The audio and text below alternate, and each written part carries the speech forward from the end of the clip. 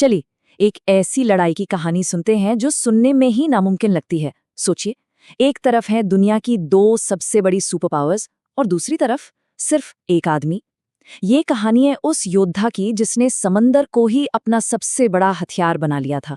सामने से जो फौज आ रही थी उसमें कितने सैनिक थे? 6000। ये कोई छोटी मोटी टुकड़ी नहीं थी, बल्कि उस जमाने की सबसे ताकतवर सेनाओं में से एक थी। जरा सोचिए, इतनी बड़ी सेना के सामने खड़े होने के लिए कितना जिगरा चाहिए होगा। और बात सिर्फ सैनिकों की नहीं थी। उनके पास थे बड़े बड़े जहाज़ों का एक पूरा बेड़ा जो उस वक्त की सबसे एडवांस्ड तोपों और हथियारों से लैस था। ब्रिटिश और पुर्तगाली साम्राज्य, मतलब समंदर की दो सबसे बड़ी ताकतें, सिर्फ एक इंसान को खत्म करने के लिए एक साथ आई थीं।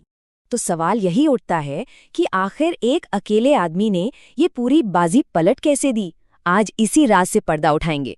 तो चलिए सबसे पहले ये समझते हैं कि मराठा नौसेना के सामने चुनौती असल में थी कितनी बड़ी।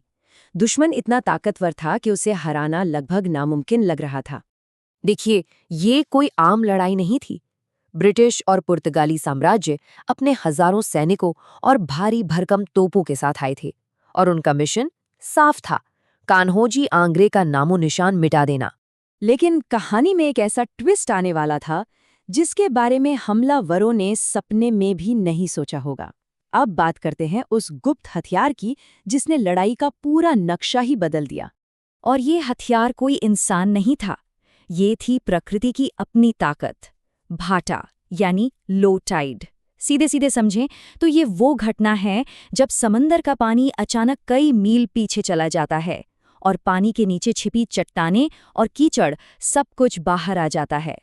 यहाँ देखिए कैसे पूरा का पूरा बैटलफील्ड ही बदल गया।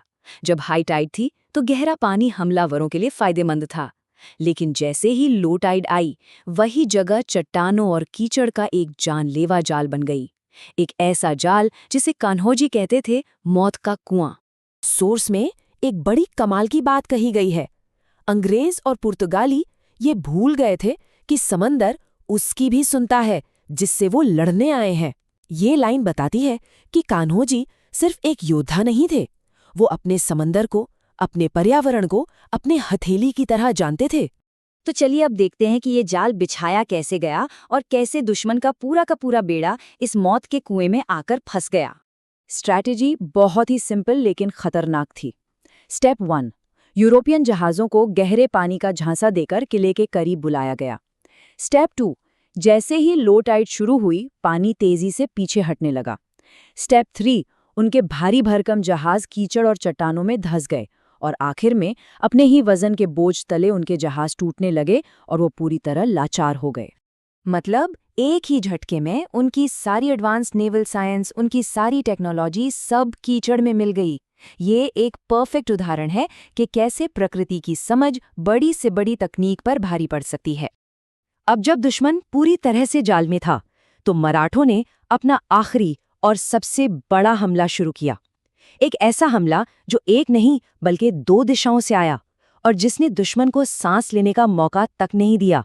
ये एक जबरदस्त प्लान था।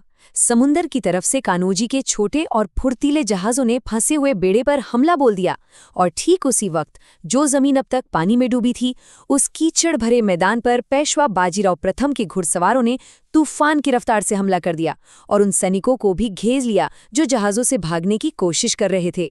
ये डबल अटैक इतना भयानक था कि पुर्तगालियों के तो होश ही उड़ गए। उन्होंने जब मौत का ये मंजर देखा तो अपने ब्रिटिश साथियों को वहीं मरता हुआ छोड़कर रात के अंधेरे में दुम दबाकर भाग निकले। इस लड़ाई का नतीजा फैसलाकुन था और इसने कान्होजी आंग्रे की विरासत को हमेशा के लिए इतिहास में दर्ज कर दिया। ब्रिटिश कमांडर थॉमस मैथ्यूज को बेइज्जत होकर भागना पड़ा। वो अपने पीछे छोड़ गया अपना टूटा जहाज, अपने मरे हुए सैनिक और अपना सारा घमंड। इस एक लड़ाई ने दुनिया की दो सुपर पावर्स को घुटनों पर ला दिया था और अरब सागर पर मराठों का राज कायम कर दिया था। और ये है वो नंबर जो कान्होजी आंग्रे की महानता की पूरी कहानी कहता है, 0। ये उन लड़ाइयों की संख्या है जो उन्होंने अपने पूरे जीवन में यूरोप की ताकतों से हारी थी। एक भी नहीं, वो सच में अजेय थे।